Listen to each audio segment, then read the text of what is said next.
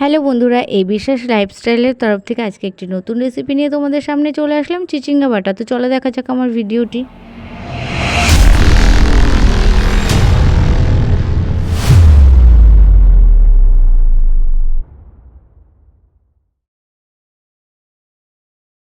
চিচিঙ্গা বাটা করার জন্য আমি এখানে 3টে চিচিঙ্গা নিয়েছি। চিচিঙ্গাগুলোকে এইরকমভাবে পাতলা পাতলা করে কেটে নেব। কেটে এটাকে ধুয়ে আমি সেদ্ধ করে নেব। তোমরা যারা বাটা খেতে পছন্দ করো তারা অবশ্যই বাড়িতে ট্রাই করে খেয়ে দেখো বন্ধুরা, খুবই ভালো লাগে খেতে। দেখো, সেদ্ধ করার সময় আমি একটু হালকা জল দিয়ে দেবো আর লবণ, জল অল্পই দেবে। এদিকে নিয়েছি আমি 2টো পেঁয়াজ কুচি, শুকনো লঙ্কা, কাঁচা লঙ্কা আর রসুন। মশলাটা রেডি করতে করতে আমার চিচিঙ্গাগুলো সেদ্ধ হয়ে গেছে, এটাকে আমি মিক্সিতে পেস্ট করে নেব।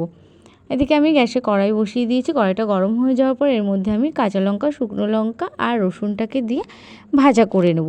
তোমরা লঙ্কাটা যে যেরকম খাও সেরকম পরিমাণ বুঝে দেবে। ভাজা হয়ে গেলে এটাকে আমি তুলে নেব। দেখো, লাল লাল হয়ে ভাজা হয়ে গেছে, এবার এটাকে আমি তুলে নিচ্ছি।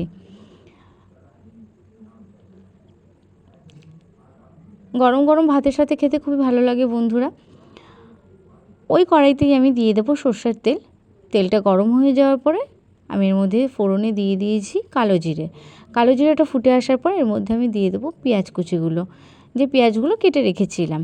পেঁয়াজটা ভাজা হতে হতে আমি এদিকে দেখিয়ে দিই, কাঁচা লঙ্কা, শুকনো লঙ্কা, যে রসুনটা আমি ভেজে রেখেছিলাম সেটা আমি হাত দিয়ে ভালো করে মিক্স করে মেখে নেব।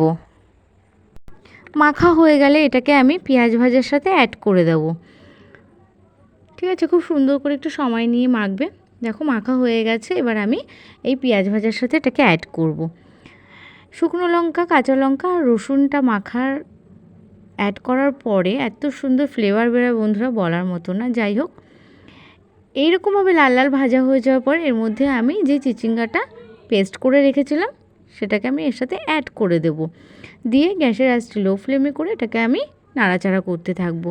যখন জলটা এরকমভাবে শুকিয়ে আসবে এইরকম, তখন আমি এর মধ্যে দিয়ে দেবো অল্প একটু হলুদ আর পরিমাণ মতন লবণ। লবণটা যেহেতু আমি আগে সেদ্ধ করার সময় দিয়েছিলাম তো আমি অল্পই দিলাম। এবার এর মধ্যে আমি চিচিঙ্গার যাতে গন্ধটা না বেরোয় তার জন্য একটু হালকা পরিমাণে চিনি দিয়ে দিয়েছি। দেখো, রেসিপিটি আমার প্রায় কমপ্লিট। আমার ভিডিওটি যদি তোমাদের ভালো লেগে থাকে তবে লাইক, কমেন্ট, একটু সাবস্ক্রাইব করে দিয়ে পাশে থাকা বেল আইকনটা অবশ্যই ক্লিক করে দিও বন্ধুরা। ধন্যবাদ।